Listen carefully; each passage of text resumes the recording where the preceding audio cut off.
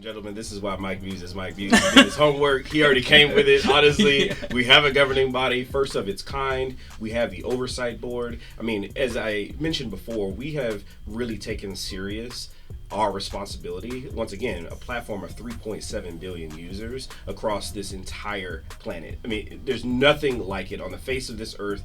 Nothing's existed. What we recognized is not only is there, millions and billions of pieces of organic content that is on our platform, there's all types of conversation, there's all types of imagery, there's all types of dialogue and things that are going on. Who ultimately gets to say what that is and where that will live and how that will reside on the platform? Originally, that's just been us. That's been our founder, Mark Zuckerberg. But he alone has said he doesn't want to be the sole voice. He doesn't want to be the individual to litigate and determine what pieces of content live on our platform. What's up, brother? It's your boy, Mike Muse. Welcome to a very special conversation of the Mike Muse Show. I am so excited for a couple of reasons to be in conversation with a good friend of mine. It's rare that I get a chance to interview my good friends. And so I can honestly say that this gentleman I'm about to introduce is a really dear, good friend of mine. And how we became friends was through work. This individual, we first met underneath the Obama administration, and we have always enjoyed this public-private partnership, if you will. Under the Obama administration, when I was appointed to be the My Brother's Keeper ambassador, he was my project manager, if you will, for simple non-governmental terms on the inside, and I was on the outside doing it. And together, we both created some fantastic programming in order to get young men of color to really see themselves as entrepreneurship through lifestyle. And that is really what formed the friendship and such an incredible working partnership. From there, I'll speed the story along to talk to you about why we are having this conversation today. I'm excited to announce that I am now in partnership with Meta.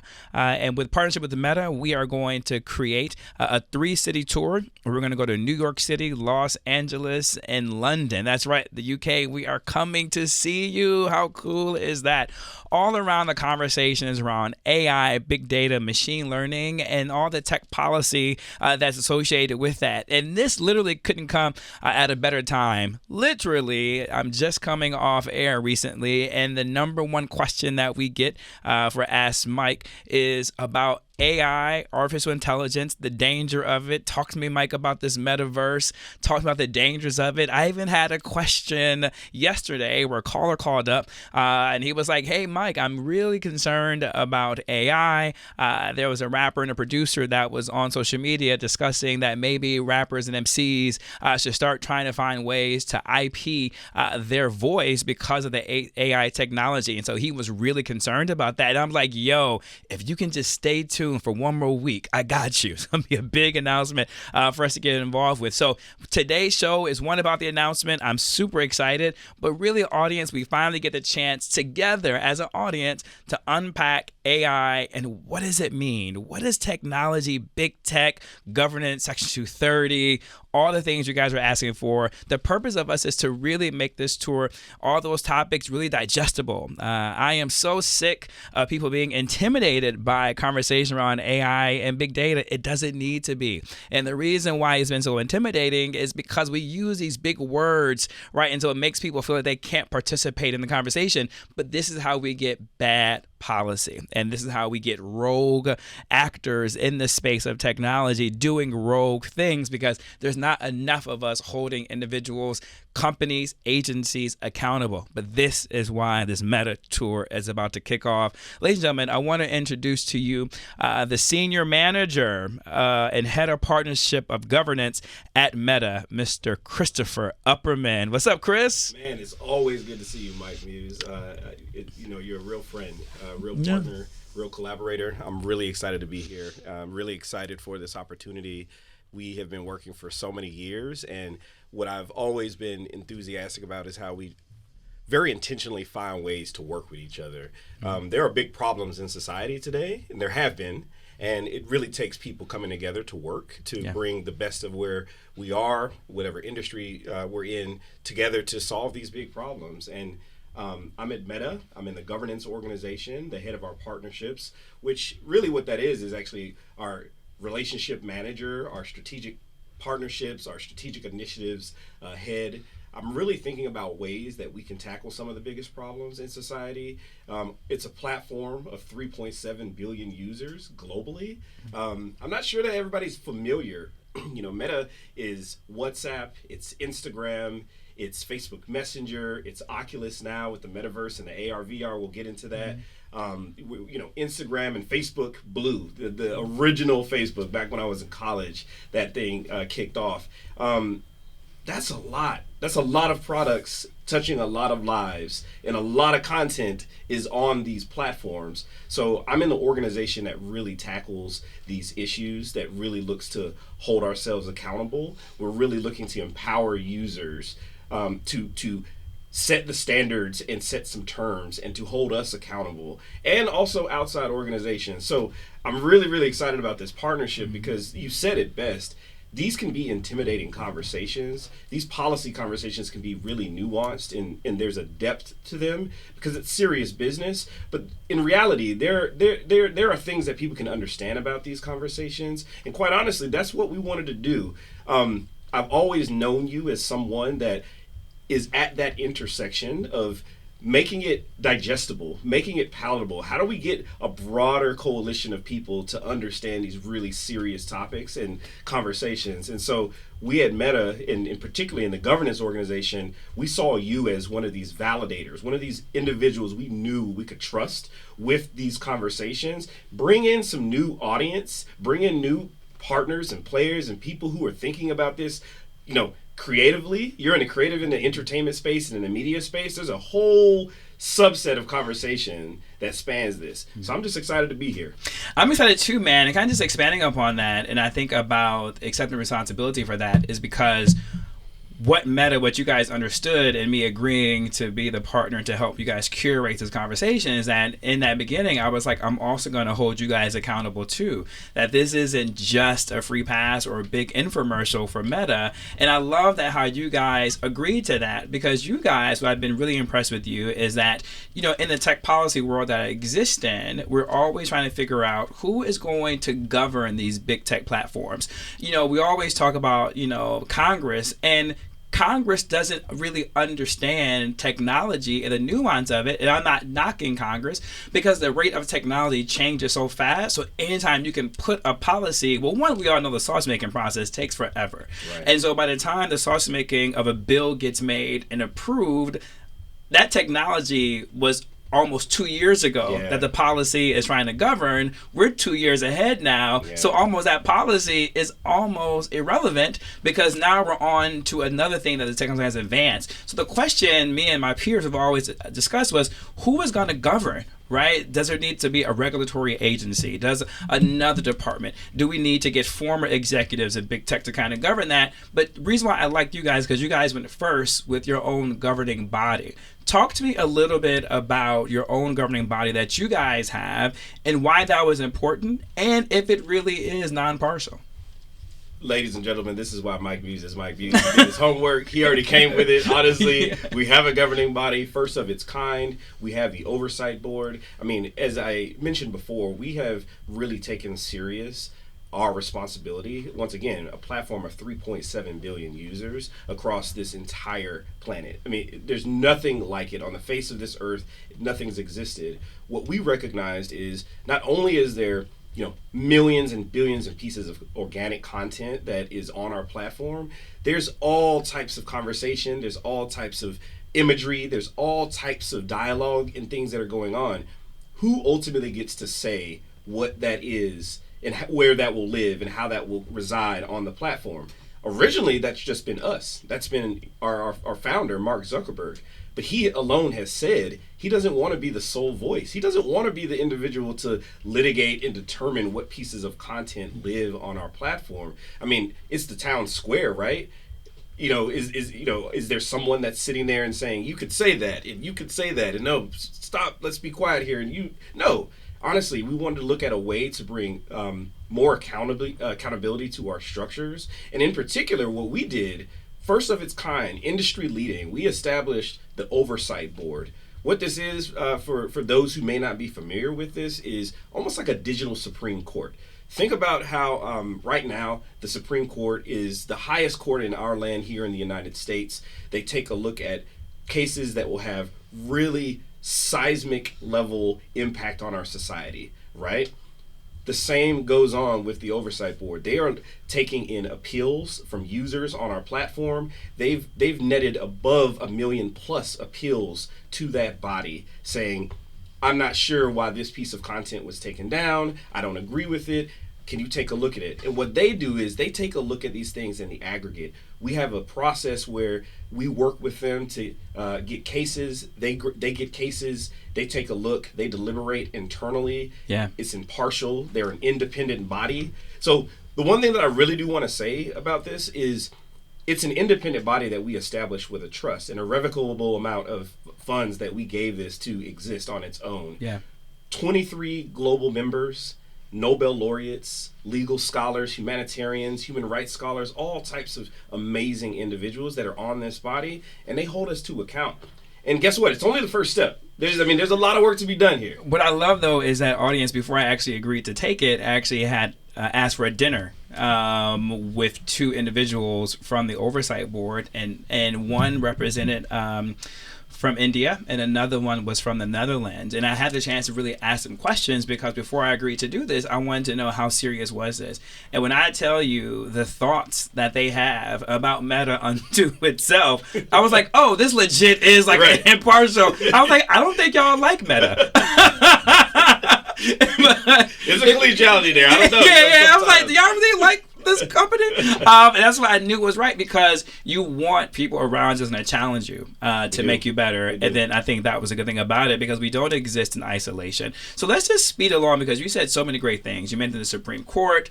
And so let's just talk about something that's happening right now around Section 230, because I really want to lean into content moderation. Because, audience, most important, Chris just said, I'm gonna break the wall and look at the camera. Chris has mentioned Instagram. You guys use WhatsApp. You use Facebook. You guys are already using this stuff. So you guys are already in the metaverse. You guys are already using AI. So this is why it's important for us to really engage in this conversation. But really at this core is conversation. Another caller called up and asked me about Section 230 in the Supreme Court and my thoughts on that. And we are going to have a Section 230 person that's going to be a part of our tour to really break that down.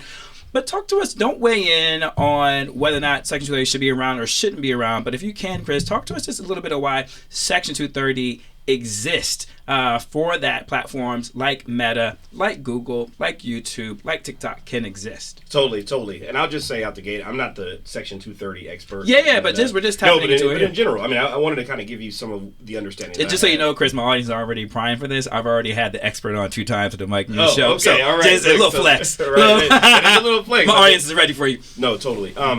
Look, Section 230 is a piece of legislation that governs media, and it governs content. And quite honestly, the simplistic way to think about it is that it is a piece of a rule package, if you will, that does not hold platforms accountable for what's posted on it. Fundamentally. Yeah. So basically, audience, what that means is that if Chris, let's use a neutral example. Let's say Instagram, but that's not neutral because that is you guys. Let's use Instagram. If Chris was to say something about me on Instagram that was very negative, I can't sue Instagram because Chris said something. I need to sue Chris in order to get my case made. Right. And so what happens is that Section 30 absolves big tech platforms from the ability to being sued, because if that was the case, there would be so many people coming after you guys. But this is the part of the conversation that we want to have with the world audience, is that should that be in process? Should that stand? Should it be amended or should it not be amended? Right. If it is amended, what happens to it? And then what happens to us as a user? Because users, everybody, there is just like physics, right? There's like when you push back, when you push on something, the inertia actually pushes back on you. So there's a cause and response, right? And there's a cost for that, right? So if you was to amend it, how then would that impact the users in the end? But then if you don't amend it, how still does that that impact user in the end? The ideal audience is for us to get just to have an understanding of what it is, and then to put the power back in our hands to either push these big tech companies and or push legislation for Section 230 to either A, be protected, or to be weakened for a lot of these other moments to happen. But I think this is the beauty of this tour that we're about to embark on, because we're going to get into that kind of conversations. Absolutely. And one thing that I want to add to that point, because right now Section 230 is with the Supreme Court. We expect that there will be some ruling of sorts. Who knows? Supreme Court can make a decision this cycle. They can determine this later. They can kick the can and say, oh, we want to kind of address this down the line. But the reality is that in the past we've actually called for wanting to be regulated. But the reality is that we are already in a regulatory environment in Meta and also within the technology space. We have the DSA over in the EU, the Digital Services Act, that actually is putting together a kind of framework for how social media and platforms that have organic content on them should be governed, what kind of bodies should be established. You already mentioned the idea of, what do these look like? Are these councils? Are these bodies? Or this? That's where I just say, honestly, we really took it serious up front and before, quite honestly, we had to, by establishing the oversight board. So we feel very, very proud of that body. And I wanted to kind of like double down on very specifically the kinds of things that they're looking at. They've looked at cases such as individuals who post bare chest and naked breast and nipples in solidarity for Breast Cancer Awareness Month that by our community standards previously would have been flagged and taken down. Why? Because we're not a platform of pornography. We're a platform that takes those things down. But you can obviously see there's nuance here. But these are new platforms on the face of this planet. So how do you build a system that would understand the nuance of someone that is posting a nipple for pornographic means, or someone that's doing it for science and or solidarity around medical intervention? The oversight board took that case. They took a series of cases in the aggregate and determined that we, Meta, need to harden our policies and that we do need to put the nuances there and then build the product in a way that will best understand it. Whether that is, sorry, all this tech speak. I got you. No, I'm translating, so keep going. Yeah, whether it's interstitials, the things that just pop up on your screen, that companies build as a product and in a kind of a design feature on the platform. They basically kicked it back to us and said, no, you need to harden your policies. Furthermore, this isn't the same categorically as pornography. These are the types of things that they're grappling with. So to translate really quickly, so what that is, that's a couple of things. One, that's content moderation. And so audience, you're going to hear that word a lot now in society, not just with this tour and not just in this conversation, but content moderation is the catchphrase of the year, right? and what does that look like? And audience, I've been trying to teach you about content moderation because, Chris, you mentioned about community guidelines. It's all about keeping the community safe. Yeah, our community standards. Community standards is about keeping the community safe. And what we mean by that is keeping the community safe for not having to see bare, naked breast or a chest, right? That's because one could be taking offense to that. Absolutely. But now we're getting to the idea of audience, artificial intelligence, and big data. And so what Chris is saying with his governance board is when it means hardening the policies, what that means is what is this computer learning here, right? So can this computer begin to learn off the data? The data, audience, you've heard me explain this, for this set is pictures. Can now the computer learn from a picture that this picture is about breast cancer awareness versus this is about pornography? And then once that computer can understand the nuance of that, it could kick back, this is a prohibitive video or content because this is pornographic versus this is allowed because this is about awareness of breast cancer. Absolutely. And that's what we mean about content moderation and the importance of content moderation, but also the importance of getting it right. Absolutely. But this is why we need more people involved in this conversation to help us be additive to make sure that there's enough data sets, pictures, whatever the case may be, that the computer and the machine can learn off, that then can spit it out. These are elements. But then we also need to have the question of this, what we're going to address on this tour, of the human aspect of it, because humans also too are on the end deciding what is and what isn't pornographic material versus what is awareness for cancer research, which is the importance of the nuance and understanding and keeping community safe. And so, audience, this is what we mean by that. And I love how you put that all together. But the funny thing is that the oversight board is 23 individuals. Okay, well, maybe some people interpret it as Mark Zuckerberg alone was doing that, and then obviously people who work in the company doing content moderation under our teams. Once again, we've invested tremendous amount of money behind content moderation. We take this very seriously. I don't remember very specifically what the dollar amount is, but I definitely know it's north of $40 billion over the life of the kind of content moderation apparatus that we've established in our company and what we invest into it because we take it serious. But the reality is that the oversight board is only the first step. I think this is the fascinating thing for me. I was in government, as you know. I was at the White House and I was at the Small Business Administration. I worked on Capitol Hill in the House, and it's fascinating how we stop. Actually, I don't know that we do stop. We don't realize that all of these federal agencies that kind of govern our society at the federal level and then the state level and at the local level, not all of them have always existed. There's a constitution that has established certain things, and then over time there have been amendments and there have been authorizations for this new entity, this new organization to be stood up, right? So if you think about during the Obama years, like the CFPB, the Consumer Financial Protection Bureau, was stood up. That was very new. That's not an old agency.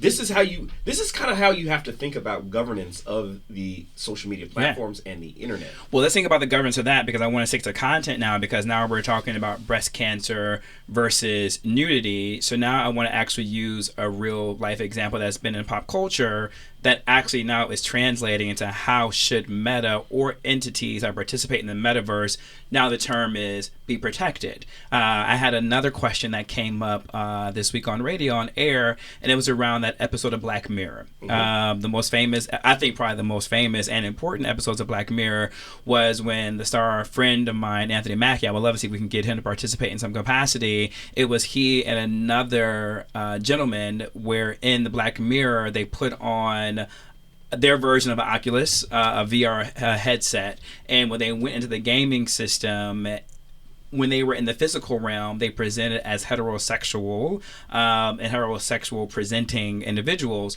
But then once they put the VR sets on and then they went into the gaming system, their avatar changed.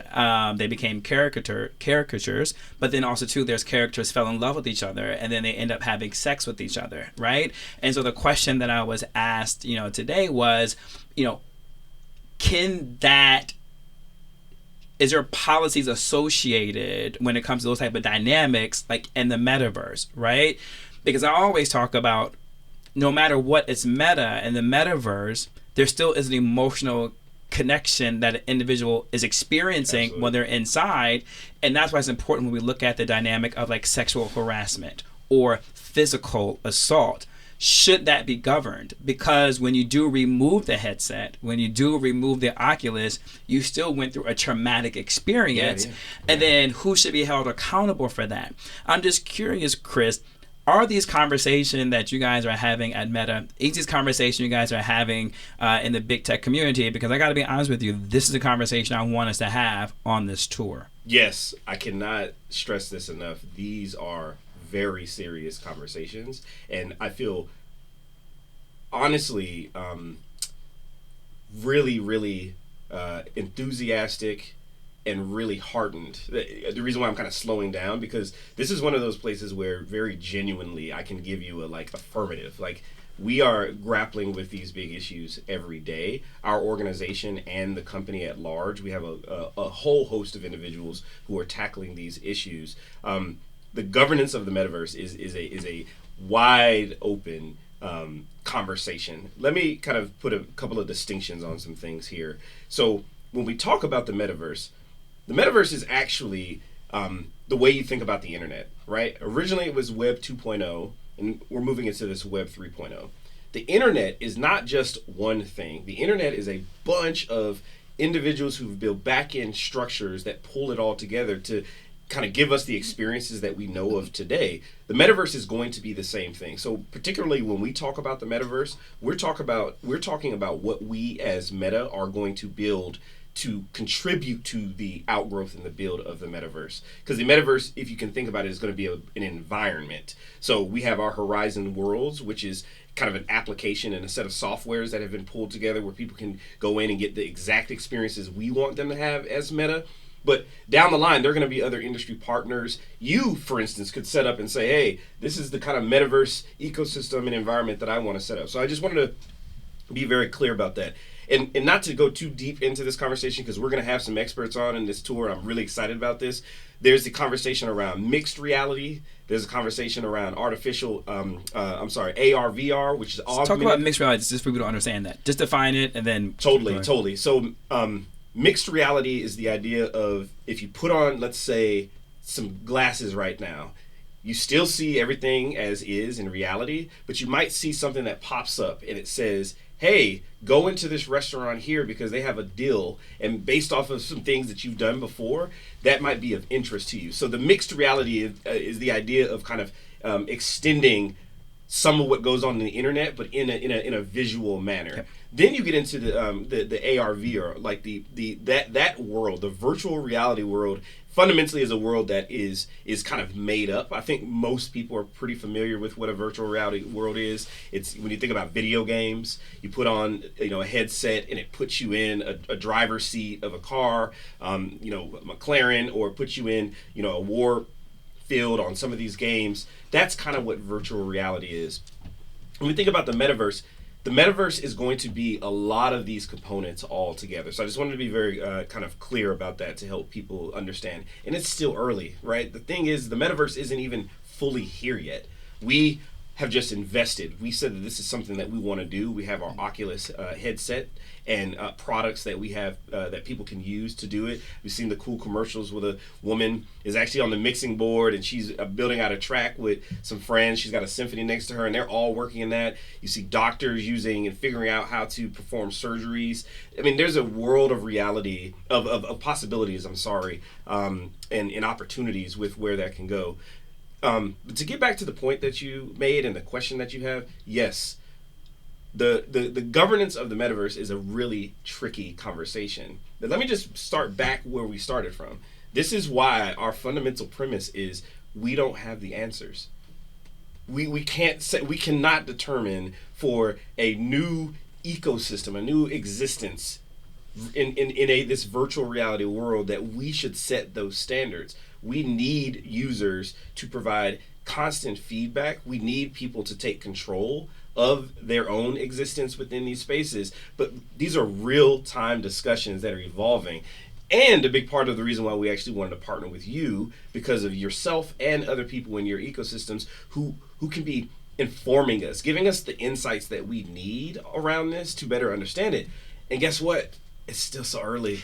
Well, let's go there. Let's go there now about feedback, because I think this is a good place to land right now, because the feedback I get, one, when I travel across the country, and also two, on the radio show, what I'm noticing is a very split dynamic of opinion when it comes to big tech, AI, machine learning, and big data. I usually see white people and individuals in the majority most excited about AI, who are normally more pro-technology, are really excited about the use of it.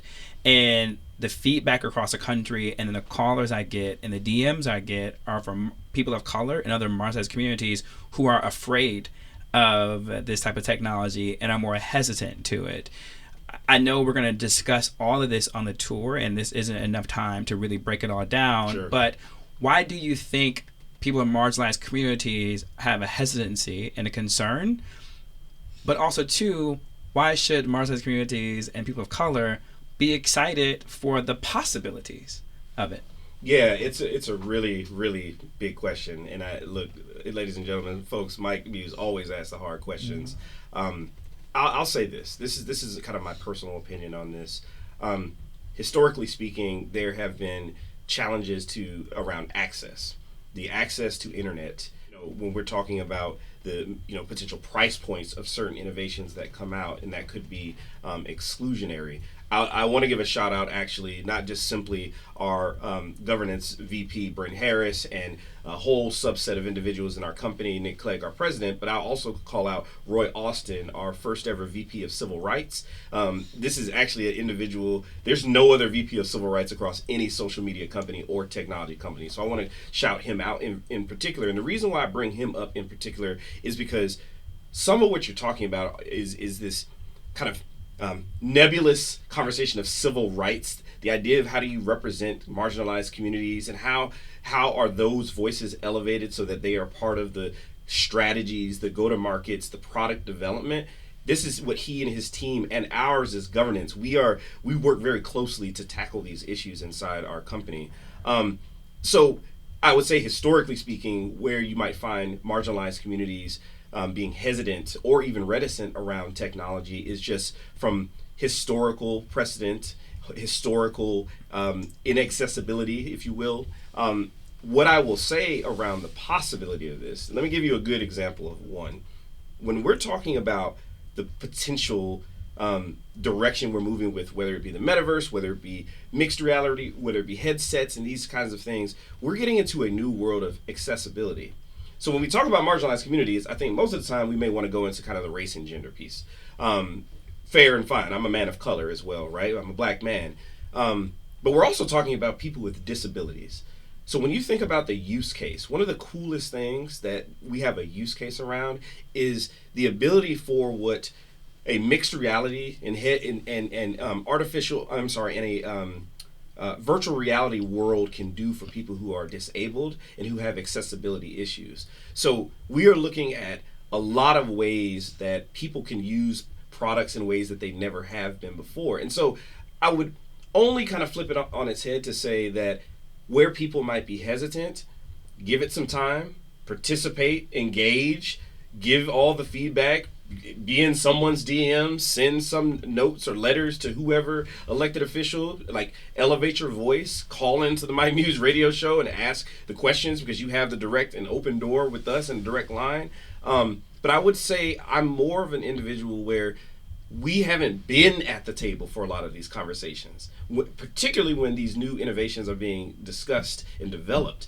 Guess what? This is a big part of this partnership. That's why we have Mike Muse here. Which is why I'm excited. And I wish, it's so funny, I usually say we're running out of time and I wish I had more time, but we actually are going to have more time. We're coming to a city near you, LA, New York, London. There may be some future stops added to as well. But I just want to say to land that plane succinctly, from my opinion, which is why I'm excited to talk about this, because I don't want audience you to think that this is going to be a soapbox moment. I do believe there is a time for a soapbox and that needs to be had, and we will do that, but I'm also too big on pushing through to finding solutions. Absolutely. And then how can we look at this from an advantage of marginalized communities and people of color in particular? Think about it from a particular space of censorship, which is also the new big buzzword. A lot of times we want individuals to be flagged or taken down because we may be offended based upon a word, not really realizing that activists use social media tech platforms to rally around movements, and it's a rallying and it's a way to organize. So just as people who may be offended by your movement and your rally organization, they can flag you to be taken down. So you have to be mindful of censorship and really look at, are we just in our feelings, or is this causing true harm? Because that can really have an inverse effect on the movement building that a lot of civil rights, you used that word earlier, organizations are doing. I like to look at it from a positive place for marginalized communities and people of color, is because when it comes to marketing, AI and big tech, you can do segmented and targeted marketing now to attract different users. I'm so fed up with media and Hollywood and consumer good products having marketing for Black people, marketing for Latinos, marketing for LGBTQA, marketing for women. Because what happens is it disadvantages so many people. Why? How come if someone just enjoys sparkling water, they can't be targeted? You don't have to live in the suburbs to enjoy sparkling water. Right. But if I'm a Black man, I have a sparkling water business, I want you to target Black people that you can identify that love sparkling water, just as people in the suburbs who may love sparkling water. That's a really bad example, folks, but you get it because time is running out. But really in particular about fashion, right? I think fashion is such a universal appeal that has nothing to do with race, and or now we're looking at gender. And so these are things that can help particular color fashion designers be able to get their pieces and products seen. Absolutely. And because Meta and Instagram, you guys have e-commerce, which is all the craze now. How can we push these big tech platforms who exist in e-commerce to create better strategic AI targeted marketing so that our products can be seen with those in the majority? So folks, this is what this tour is about. All about it. This is what this conversation is about, and we are so excited. Chris, any final words in 30 seconds? No, not at all, man. Other than I'm just really excited. These are very meaningful conversations that need to be had, and what I'm really looking forward to is who we can bring along in these conversations. We don't want to be the sole voice making these decisions. We need people to participate. We need all types of leaders, all types of thought leaders, all types of people who have a stake in this to join us in these conversations. So look forward to partnering with you. Super excited. Ladies and gentlemen, that is a tour. Come see us on the road. Thank you, audience. You've been amazing. Chris, I look forward to partnering with you and launching this, and I'm excited to get out there and have these tough conversations, bro. Absolutely, man. Thank you for